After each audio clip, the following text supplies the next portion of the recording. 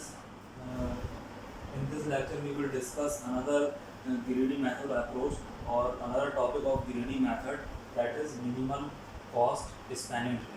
ठीक है ना. अब सबसे पहले what is spanning tree. Spanning tree होता क्या है. Spanning tree is a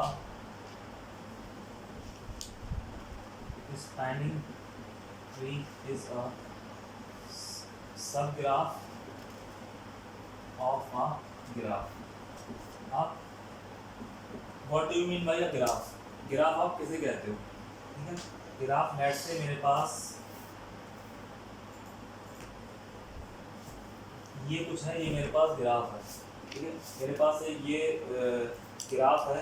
this is complete graph. Complete graph क्या होता है. कंप्लीट ग्राफ वो होते हैं जिसकी हर एक एज या हर एक वर्टेक्स किसी दूसरी वर्टेक्स से रीचेबल हो. देखो आप ये, मैं इस वर्टेक्स से यहाँ पर भी पहुँच सकता हूँ, इस वर्टेक्स से यहाँ पर भी पहुँच सकता हूँ.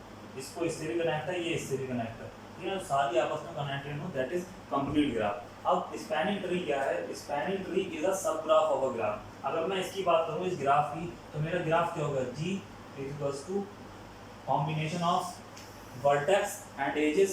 ठीक है. अब सब ग्राफ के एंड वर्टेक्स क्या है. इस केस के अंदर मेरी वर्टेक्स क्या हो जाएंगी. वर्टेक्स हो जाएंगी 1, 2, 3. These are my vertex. V is the set of vertex and E is the set of edges. Edges क्या हो गई मेरी 1, 2, 3 and 1, 3. These are my set of edges. ठीक है. अब मैं अगर बात करूं सब ग्राफ की, तो सब ग्राफ मेरा क्या हो जाएगा. सब ग्राफ मेरा हो जाएगा S इज अ सब ग्राफ ऑफ G. ठीक है. वेयर जो मेरा S होगा वो क्या हो जाएगा. अब S मेरा हो जाएगा आपका S जो हो जाएगा वो हो जाएगा आपका वर्टेक्स कॉमन एजेस. ठीक है. अब इसके अंदर जो इसकी वर्टेक्स होंगी, नंबर ऑफ वर्टेक्स क्या होंगे is same as the vertex of graph. ठीक है. मेरे अगर मैं इस ग्राफ का, इस वाले ग्राफ का एक स्पैनिंग ट्री बनाऊं, तो इसके अंदर जो नंबर ऑफ वर्टिसेस होंगी या नंबर ऑफ नोड्स जो होंगे वो सेम होंगे इसी नोड की तरह. मतलब नंबर ऑफ वर्टेक्स में कोई भी या नंबर ऑफ नोड्स के अंदर कोई भी फर्क नहीं पड़ेगा, वो एज इट इज होंगे. ठीक है ना. तो इसके नंबर ऑफ वर्टेक्स क्या होगा V पुराने वाले की तरह.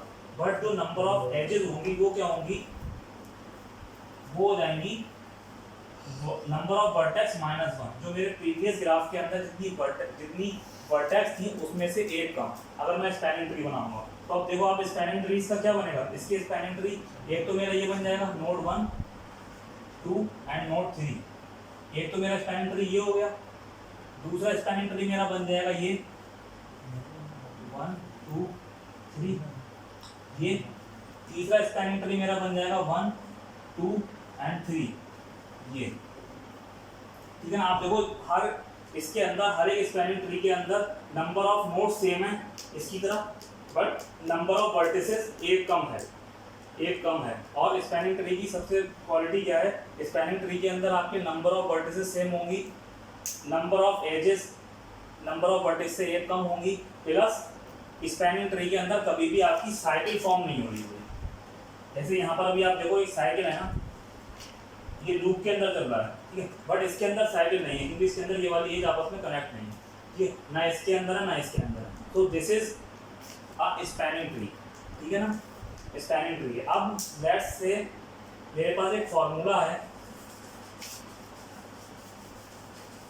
जिसको आप बोलते हो, मैं आपको बता रहा हूँ ये आपका इस टॉपिक के मतलब बेसिक है, इसलिए मैं आपको बता रहा हूँ. एक फॉर्मूला होता है कैलेस फॉर्मूला.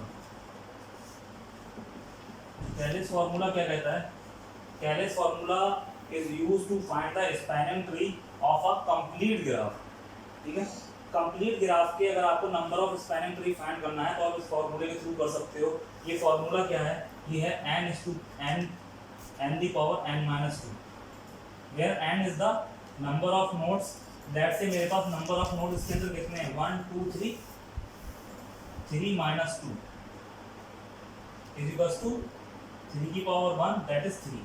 मेरे इस वाले ग्राफ के अंदर मेरे नंबर ऑफ स्पैनिंग ट्री कितने होंगे 3 होंगे, जो मैंने आपको बना के दिखाया. ठीक है. तो this is how you will find the number of spanning tree. अब लेट्स से मेरे पास एक ग्राफ है ये,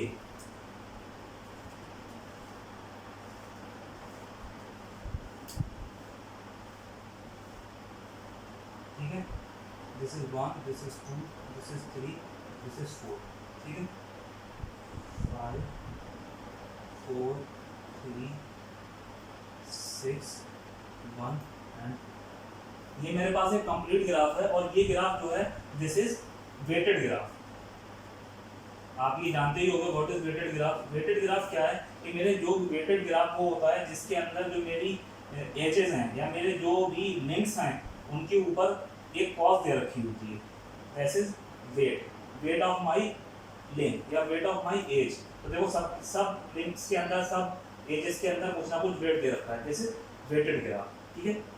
अब मुझे इसके नंबर ऑफ स्पैनिंग ट्री निकालना है, ठीक है। नंबर ऑफ स्पैनिंग ट्री मैं वैसे ही निकाल सकता हूँ। मेरे पास 4 एजेस हैं, 4 - 2 = 4, यानी कि अगर मैं स्पैनिंग ट्री बनाऊँ इसके इस वाले ट्री के तो वो कितने आएंगे, वो 16 स्पैनिंग ट्री आएंगे।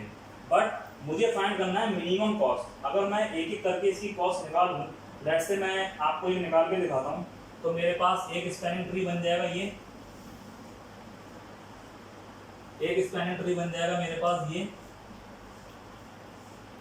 इसकी कॉस्ट क्या होगी, 5 3 and 6 which is 14। इसकी कॉस्ट क्या होगी, 5 4 and 6 15, ठीक है। तो इस तरीके से अगर मुझे आइडेंटिफाई करना है कि कौन सा मेरे पास मिनिमम कॉस्ट का ट्री है, तो I have to draw all 16 spanning trees to get the minimum cost. But this will be very time consuming. अगर आप 16 के सारे स्पैनिंग ट्री बनाने बैठ जाओगे तो it will very time consuming और आपको काफ़ी देर लगेगी, ठीक है। इसके लिए हमारे पास एक ग्रिडी अप्रोच है, ग्रिडी मेथड है to find the minimum cost spanning tree. That is, सबसे पहला है आपका प्रिम्स एल्गोरिथम और दूसरा है आपका क्रस्कल एल्गोरिथम, ठीक है। हम इसमें अब नेक्स्ट जो हम डिस्कस करेंगे वो आपकी प्रिम्स एल्गोरिथम डिस्कस करेंगे, उसके बाद आपकी क्रस्कल एल्गोरिथम डिस्कस करेंगे, ठीक है। Thank you for watching.